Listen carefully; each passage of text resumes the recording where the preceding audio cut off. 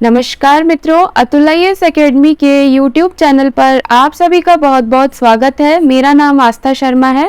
चलिए आज की टारगेट सीरीज के MCQ प्रश्न स्टार्ट करते हैं। आज का हमारा टॉपिक है जिस पर हम MCQs लेकर आए हैं, उसका नाम है सामान्य लेखांकन सिद्धांत। तो ये जो हमारा EPFO, EOA और APFC जो एग्ज़ाम होने वाला है, इसके अंदर सिलेबस में एक टॉपिक है अकाउंटिंग प्रिंसिपल्स यानी सामान्य लेखांकन सिद्धांत। तो ये जो टॉपिक है ये थोड़ा सा अलग है। कॉमर्स वाले बच्चे थोड़ा ज़्यादा समझते हैं, लेकिन ज़्यादा इसमें इतना ज़्यादा प्रैक्टिकल जो है चीज़ें पूछी नहीं जाएंगी, थ्योरी इसमें ज़्यादा पूछी जाएगी, तो वो हम प्रैक्टिस के माध्यम से समझ लेंगे। तो यहाँ पर आज जो हमारा पहला वीडियो है ये हमारा प्रीवियस ईयर क्वेश्चंस के ऊपर है, यानी अभी 2017 और 21 में कौन कौन से क्वेश्चंस जो हैं वो पूछे गए हैं, तो वो हमसे यहाँ पर हमने इस वीडियो में उनको आपके साथ शेयर किया है। तो ये जो पार्ट 1 है हमारा लेखांकन सिद्धांत वाली वीडियोस का, तो इसमें हम प्रीवियस ईयर क्वेश्चंस डिस्कस करेंगे ताकि कैसे क्वेश्चंस एग्जाम में आगे बन सकते हैं वो हम पता लगा सकें। फिर कल जो वीडियो आएगी उसके अंदर हम लेखांकन सिद्धांत के अन्य प्रश्नों के बारे में बात करेंगे, यानी वो क्वेश्चंस जो पहले पूछे नहीं गए हैं लेकिन प्रैक्टिस क्वेश्चन से और वहां से क्वेश्चंस जो हैं वो बन सकते हैं, यानी इंपॉर्टेंट टॉपिक्स पे क्वेश्चंस हम डिस्कस करेंगे। तो चलिए आज के पहले प्रश्न के साथ स्टार्ट करते हैं। हमारा पहला प्रश्न है अचल संपत्तियों का मूल्यह्रास किसका उदाहरण है। तो हमसे अचल संपत्तियों के बारे में पूछा गया है। तो दो तरह की संपत्तियां होती हैं, चल और अचल। तो यहाँ पर अचल संपत्ति के बारे में हमसे पूछा है, ठीक है। तो 4 विकल्प दिए, स्थिगत राजस्व व्यय, पूंजीगत व्यय, पूंजीगत लाभ, राजस्व व्यय, व्यय। तो यहाँ हमारा सही उत्तर जो है वो है विकल्प डी। चलिए इसकी व्याख्या की ओर बढ़ते हैं और ज़्यादा इसके बारे में जानते हैं। मूल्यह्रास का मतलब क्या होता है, यानी किसी चीज़ का धीरे धीरे कम होना। यानी अगर कोई संपत्ति है, जैसे मेरे पास एक चेयर है, कुर्सी का हम एग्जाम्पल लेते हैं, तो कुर्सी एक तरीके से मेरी अचल संपत्ति हो गई, लेकिन दिन ब दिन साल ब साल, जैसे पहले साल मेरी कुर्सी 100 रुपये की थी, अगले साल वो 80 रुपये की हो गई क्योंकि मैंने उसको 1 साल काम लिया तो उसकी कीमत घट गई, अगले साल वो 60 की हो गई, फिर वो 40 की हो गई, यानी इसका मूल्य जो है वो घटता जा रहा है, जिसे बोलते हैं मूल्यह्रास यानी डेप्रिसिएशन। तो जो राजस्व व्यय सामान्य व्यय संचालन व्यवसाय संचालन के हिस्से के रूप में किया गया कोई व्यय, यानी मैं कोई व्यवसाय संचालित कर रही हूँ तो उसमें जो भी व्यय होता है तो उसको सामान्य रूप से जो व्यय होता है उसको बोलते हैं राजस्व व्यय। तो जो मूल्यह्रास होता है वो निश्चित परिसंपत्ति के आवधिक अनुसूचित रूपांतरण के व्यय में दर्शाता है, क्योंकि सामान्य व्यापार लेन देन के दौरान निश्चित संपत्ति का उपयोग किया जाता है। तो जब कोई बिजनेस करता है तो उसमें निश्चित संपत्ति का व्यय होता है, तो उसका मूल्यह्रास भी होता है। चूंकि संपत्ति सामान्य व्यापार संचालन का हिस्सा है तो मूल्यह्रास को राजस्व व्यय के रूप में माना जाता है। तो हमारा सही उत्तर विकल्प डी हुआ, यानी जो सामान्य संपत्ति व्यापार संचालन है वो हमारा राजस्व व्यय में आता है और मूल्यह्रास भी राजस्व व्यय में आता है, इसलिए हमारा सही उत्तर विकल्प डी हुआ। चलिए हमारे प्रश्न नंबर 2 की ओर बढ़ते हैं। तो लेखांकन के संदर्भ में IFRS शब्द का क्या अर्थ है। तो हमसे यहाँ पे फुल फॉर्म पूछी है। तो 4 विकल्प दिए हैं, अंतर्राष्ट्रीय वित्तीय रिपोर्टिंग मानक, भारतीय मानक वित्तीय रिपोर्टिंग, भारतीय वित्तीय रिपोर्टिंग प्रणाली, अंतर्राष्ट्रीय वित्तीय रिपोर्टिंग प्रणाली। तो यहाँ हमारा सही उत्तर है अंतर्राष्ट्रीय वित्तीय रिपोर्टिंग प्रणाली यानी international financial reporting system IFRS। चलिए इसकी व्याख्या की ओर बढ़ते हैं और IFRS के बारे में और जानते हैं। तो ये जो अंतर्राष्ट्रीय वित्तीय रिपोर्टिंग मानक है ये सार्वजनिक कंपनियों के वित्तीय विवरणों के लिए लेखांकन नियमों का एक सेट है, जिसका उद्देश्य दुनिया भर में सुसंगत, पारदर्शी और आसानी से तुलनीय बनाना है। यानी ये कुछ ऐसे मानक होते हैं IFRS जो पूरे इंटरनेशनल लेवल पर चलते हैं, तो ये सारी कंपनीज इसको फॉलो करती हैं। तो इससे क्या होता है, जो लेखांकन है वो सुसंगत, पारदर्शी और आसानी से तुलनीय बन जाते हैं पूरे दुनिया में। तो IFRS अंतर्राष्ट्रीय लेखा मानक बोर्ड द्वारा जारी किया जाता है। तो ये जो बोर्ड है ये इसको जारी करता है, जिसका नाम है IASB IFRS प्रणाली को कभी कभी अंतर्राष्ट्रीय लेखा मानकों के साथ भ्रमित किया जाता है जो पुराने मानक है। तो पहले वाले जो मानक थे उनको IAS बोलते हैं, यानी इंटरनेशनल अकाउंटिंग स्टैंडर्ड्स, IAS। तो ये जो है ये पुराने मानक हैं, और अभी जो नए आए हैं उनका नाम है IFRS। तो इनको 2001 में बदल दिया गया था, इसलिए हमारा सही उत्तर विकल्प डी हुआ, यानी IAS की जगह IFRS ने 2001 में ले ली थी। चलिए हमारे तीसरे प्रश्न की ओर बढ़ते हैं। हमारा तीसरा प्रश्न है, कंपनी अधिनियम 2013 की किस अनुसूची के तहत वित्तीय विवरणों के प्रारूप निर्धारित हैं? तो यहाँ हमको 4 विकल्प दिए, अनुसूची 1, अनुसूची 2, अनुसूची 3, अनुसूची 4।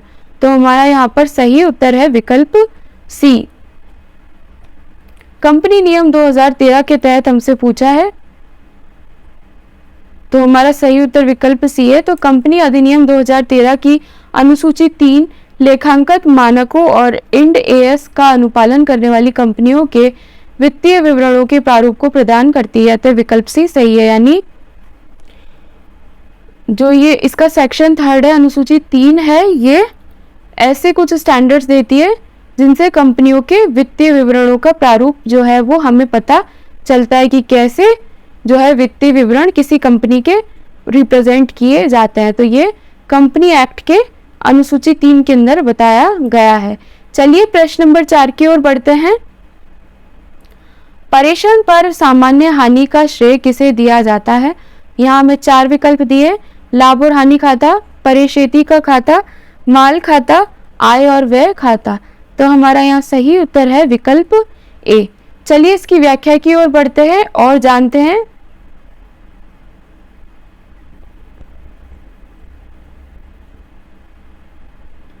असामान्य नुकसान प्रकृति में परिहार्य है और आमतौर पर आग, चोरी, दुर्घटना या बाढ़ जैसी कारणों से उत्पन्न होते हैं, यानी ऐसे नुकसान जो असामान्य हैं जिनके बारे में हमें पता नहीं होता। तो परेषण में असामान्य हानि का मूल्य लाभ और हानि खाते में लगाया जाता है, ना कि परेषण खाते में।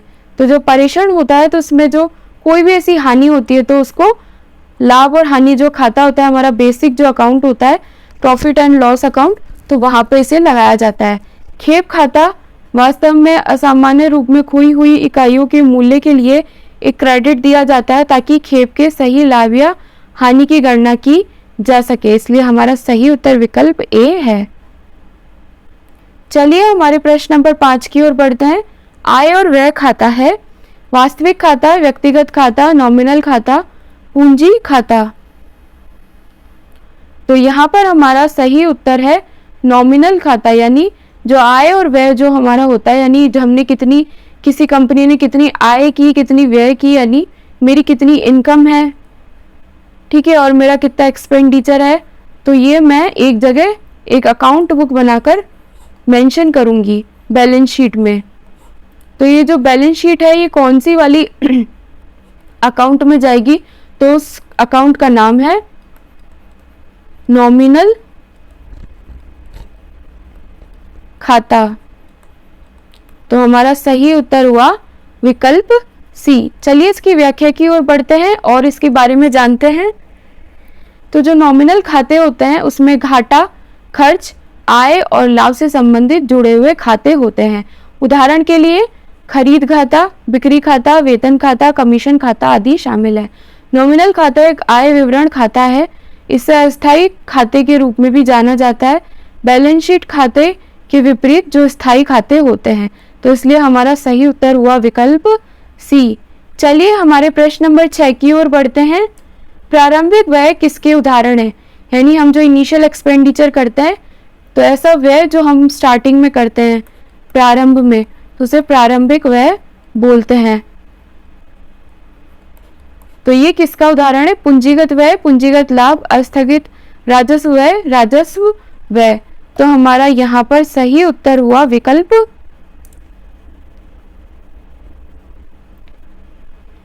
सी, यानी हमारा अस्थगित राजस्व व्यय जो है वो इसका सही उत्तर है। तो अस्थगित राजस्व व्यय एक ऐसा व्यय होता है जो राजस्व प्रकृति का होता है, एक लेखा अवधि के दौरान किया जाता है। हालांकि संबंधित लाभ भविष्य के कई लेखा अवधियों में प्राप्त किए जाते हैं।